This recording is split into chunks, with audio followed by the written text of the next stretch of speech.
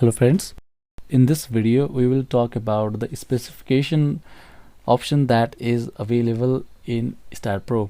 To describe the specifications, I will first draw a simple frame. For that I will use the structure wizard as usual.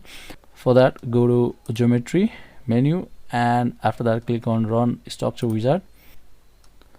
Now from here choose the frame models and double click on bay frame. I'll just use a simple frame, therefore the length will be 5 meters, height will be 3 meters and width will be 4 meters.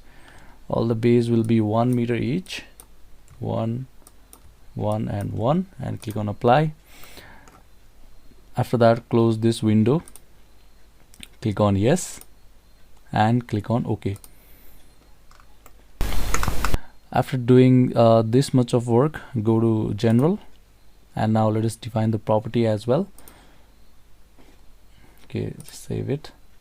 I will go a little bit faster because we have been through these steps a lot of time, and if you think that my pace is a bit fast, what you can do, you can either slow down the video using the speed option that is available in the Udemy player, or what you can do, you can pause the video and do these steps by yourself. All I'm doing is I'm defining the sections, after that I'm applying the support, after that I'm applying the loads. Okay, we have done these steps a lot of times, that is why it must be easier for you to do as well. Now let us define the material sections and click on rectangle. I'll define the section of 0.1 100 mm by 100 mm. Okay, and the material will be concrete, and I'll just click on add. After that I'll just click on close. Now I'll assign this section to all the members. For that click on assign to view and click on assign and click on yes. So I've assigned the same section to all the members. After that I'll go to the support. Right now I won't be going to the specification tab. I will show you this specification tab in a while.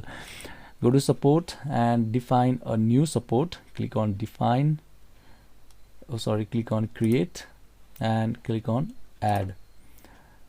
After that select the support and check use cursor to assign and click on assign here, and after that assign to fix support to each of the column. After assigning the support, now let us define the load. Go to loads and definition, go to load case details over here. After that click on add, and number one, the load number is 1 and the load is dead type, and I'll name this as a dead load.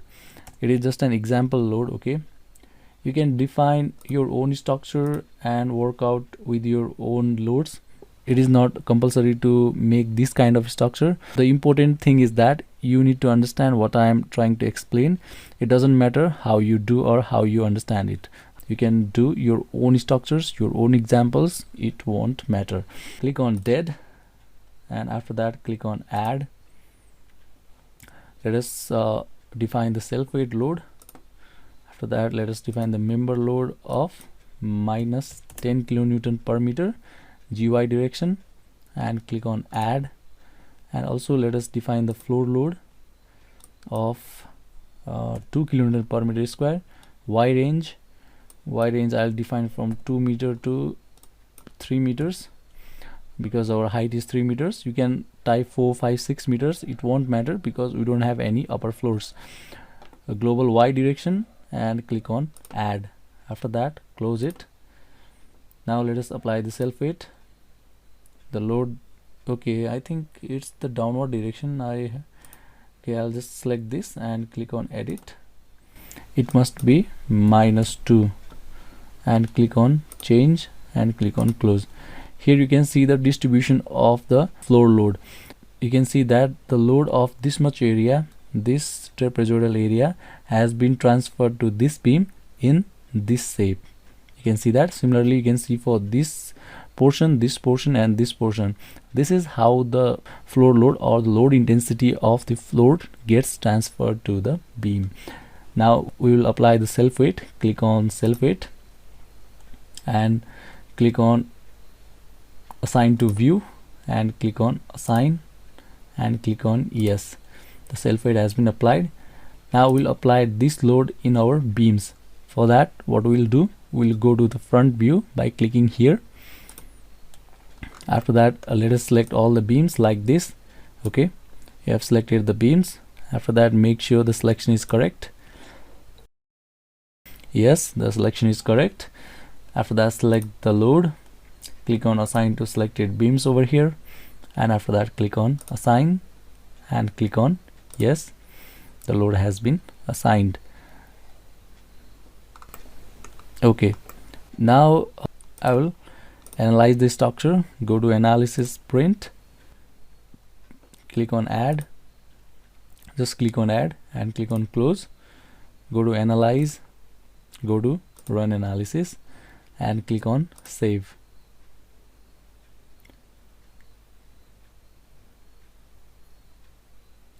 Okay, 0 errors. We can go to the post-processing mode and click on done. Click on OK. We are at the post-processing mode and you can see the deflection of the beams. Now let me show you the movement. For that, click on MZ. You can see the movement diagram. If you want to see the value, you have to go to results, click on view value, and from here click on beam results and click on maximum, okay, not maximum, ends, and click on annotate. Okay, if you see the movement at this position, it is 10.549 kilonewton per meter. If I see the maximum, because these two are coinciding, okay, maximum movement is 21.161 at this position. Let's just see the movement at the ends. Click on annotate, and if I see at the midpoint, click on annotate, it's 20 point. Let us see the front view. It's 20.5659. It's 5.306 at the midpoint.